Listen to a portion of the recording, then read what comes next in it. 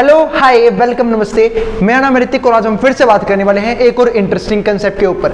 तो ये वीडियो उन बच्चों के लिए मोस्ट इंपॉर्टेंट होने वाली है जिनका या तो बीए प्रोग्राम में फर्स्ट सेमेस्टर का एग्जाम होने वाला है और जिनके पास सब्जेक्ट है बेसिक मैथमेटिक्स फॉर इकोनॉमिक्स।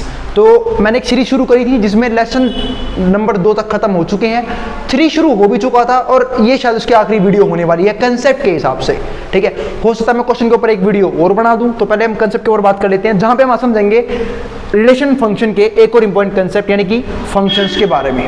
ठीक है, यानी कि फंक्शन के कौन कौन से टाइप्स होते हैं जो हमें पढ़ने हैं। फंक्शन के ऊपर जो बात थी वो मैं पिछली वीडियो में कर चुका था, लेकिन अभी हम समझ रहे हैं टाइप्स ऑफ फंक्शन, जहां पे हम 2 इंपॉर्टेंट टाइप को समझने की कोशिश करेंगे। एक तो पहली बात क्या कि भैया वन वन क्या होता है और ऑन टू क्या होता है। मतलब 2 तरह के फंक्शन में पढ़ने हैं, एक तो पढ़ना है हमें वन वन फंक्शन और एक हमें पढ़ना है ऑन टू फंक्शन। ठीक है, तो वन वन का एक नाम और होता है इंजेक्टिव और ऑन टू का एक नाम और होता है सरजेक्टिव, और दोनों मिलकर पता है क्या बनते हैं, बाइजेक्टिव। मतलब अगर कोई फंक्शन वन वन भी है और ऑन टू भी है तो क्या बन जाएगा, सरजेक्टिव बन जाएगा, यानी कि बाइजेक्टिव बन जाएगा। आई बात समझ में? ठीक है, और इसे हम एक नाम और बोल सकते हैं वन वन ऑन टू, कि वो वन वन भी है और ऑन टू भी है। आई बात समझ में? अब बात है भैया ये वन वन होता क्या है और ये ऑन टू होता क्या है। तो मेरी बात सुनो, जैसे मान लो मैं 2 सेट लिखता हूं, एक ए और एक बी। क्या लिखा मैंने, बी, ये आ गया। ठीक है, जब एक का रिलेशन एक के साथ ही हो इसे हम क्या बोलते हैं, वन वन। एग्जांपल देता हूं, जैसे मैंने 1 रखा तो 1 आया, 2 रखा तो 2 आया, 3 रखा तो 3 आया। मतलब हर एक डोमेन के लिए एक सिंगल और एक यूनिक रेंज होनी बहुत जरूरी है। आई बात समझ में? क्या बोला मैंने, दोबारा सुन लो। हर एक डोमेन के लिए हर एक इनपुट पे एक सिंगल आउटपुट होना चाहिए, इसे हम क्या बोलते हैं, वन वन। यानी कि जब एक का रिलेशन सिर्फ एक के साथ, उसे हम क्या बोलते हैं, वन वन। तो बात है भैया क्या ऐसे फंक्शन भी होते हैं क्या जो वन वन ही ऑन टू बनाएंगे? बिल्कुल हो सकता है। क्या पता कोई फंक्शन ऐसा हो जहां पे मैं -1 रखूं जब भी 1 आ जाए, 1 रखूं जब भी 1 आ जाए, -2 रखूं जब भी 4 आ जाए, 2 रखूं जब भी 4 आ जाए। आया कुछ याद? है कोई ऐसा फंक्शन? बिल्कुल है, याद दिलाता हूं। एक फंक्शन है एक्स स्क्वायर। फंक्शन क्या है, एक्स स्क्वायर। जब मैं यहाँ पे -1 रखूंगा तो मैं जानता हूं कि -1 का स्क्वायर भी क्या हो जाएगा, +1, क्योंकि -1 मल्टीप्लाई में -1 क्या होता है, +1। ऐसे अगर मैं 1 का स्क्वायर करूंगा यानी कि 1 मल्टीप्लाई में 1, वो भी क्या बन जाएगा, 1। ऐसे अगर मैं -2 का स्क्वायर करूं तो भी क्या आ जाएगा, 4। अगर 2 का स्क्वायर करूं तो भी क्या आ जाएगा, 4 आ जाएगा। ऐसे अगर मैं -3 रखूं यानी कि -3 का स्क्वायर करूं तब भी 9 आएगा, और 3 का स्क्वायर करूं तब भी 9 आएगा। यहाँ पे क्या, यानी कि यहाँ पे दो डोमेन पे एक सिंगल रेंज आ रही है। और मैंने यहाँ पे क्या कहा था कि एक डोमेन की एक सिंगल रेंज होनी चाहिए, लेकिन यहाँ पे 2 डोमेन की सिंगल रेंज आ रही है। इसका मतलब ये फंक्शन वन वन नहीं है। अब बात है भैया ये वन वन है तो क्या है, ये मैनी वन। अब बात है भैया मैनी वन क्यों?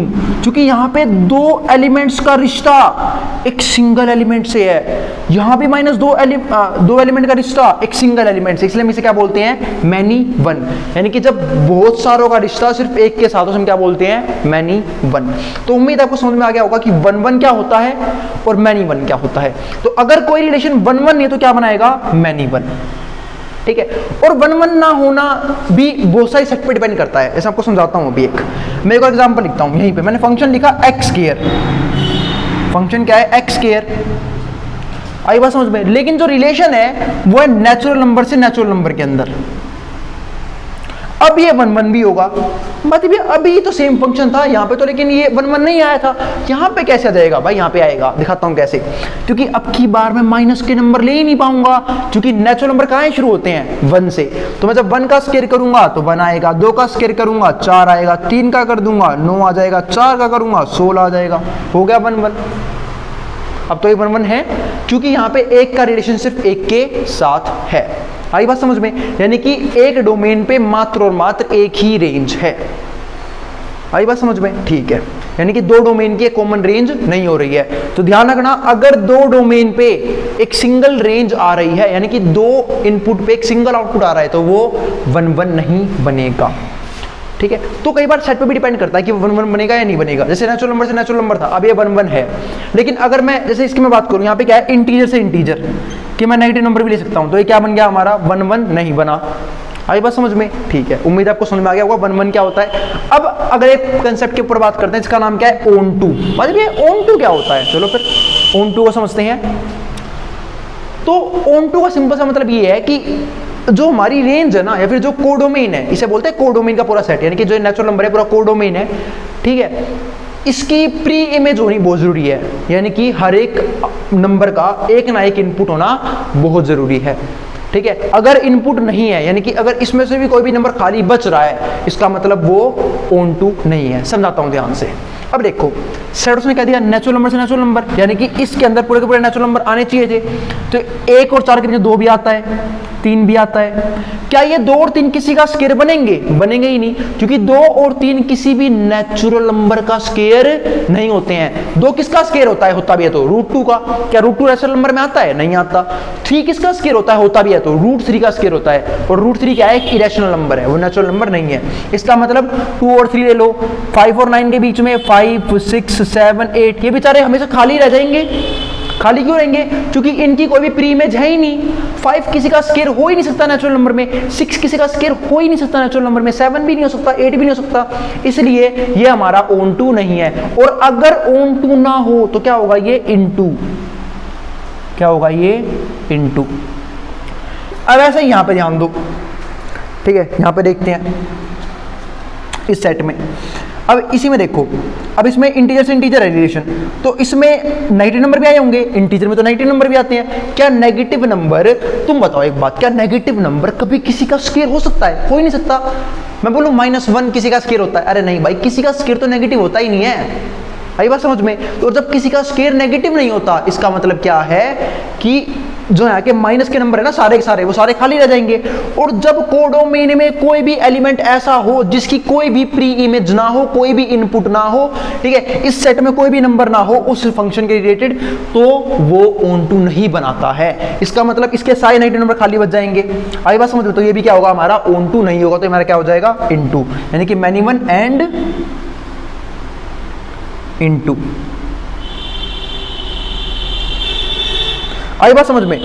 अब थोड़ा सा ना सेट को चेंज करते हैं, सेट को चेंज करते हैं। और ये फिल्म का सेट नहीं है भाई, फंक्शन को बनाने के लिए सेट अब मैं चेंज कर देता हूं। जैसे मान लो अब जो सेट है वो है, ठीक है, रियल नंबर से नेचुरल नंबर।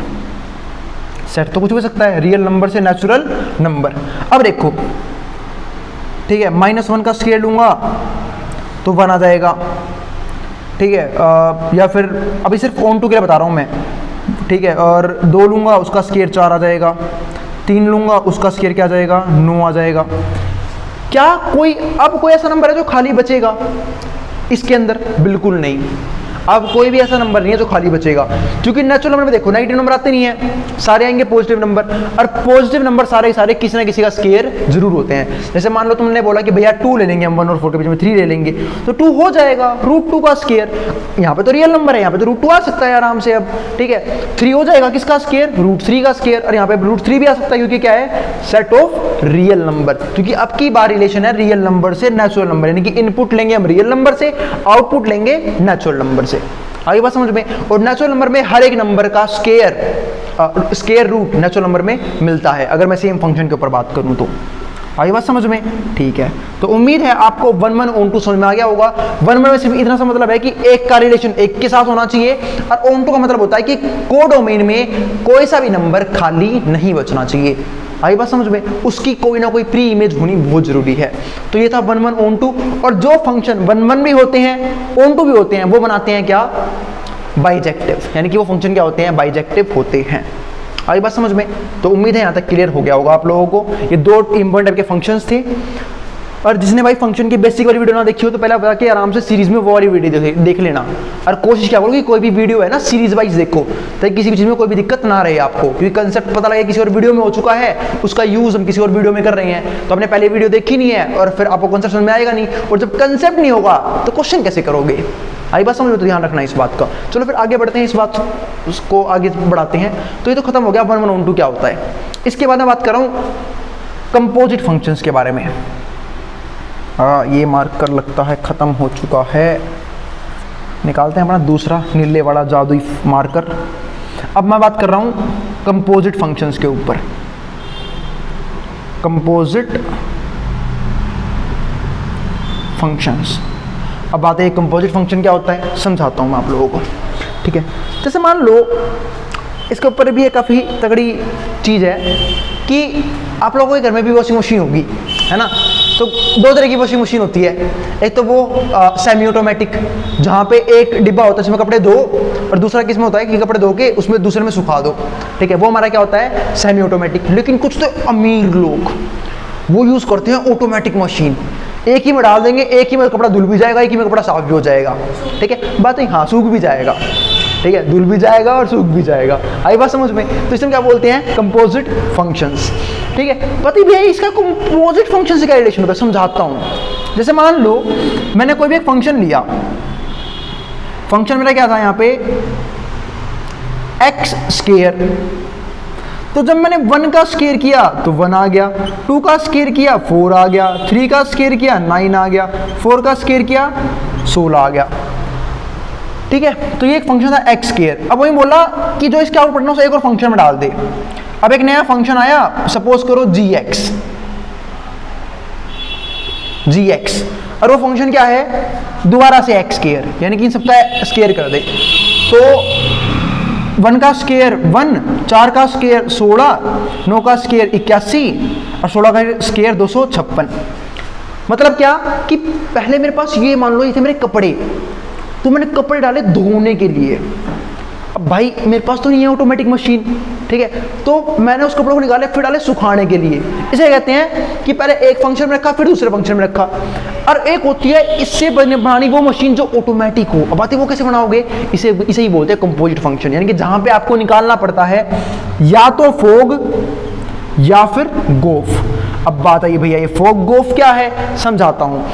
FOG यानी कि फोक का मतलब है f ऑफ gx। क्या पढ़ोगे, f ऑफ gx, यानी कि फंक्शन में जहां जहां x है वहां पे रख दो gx।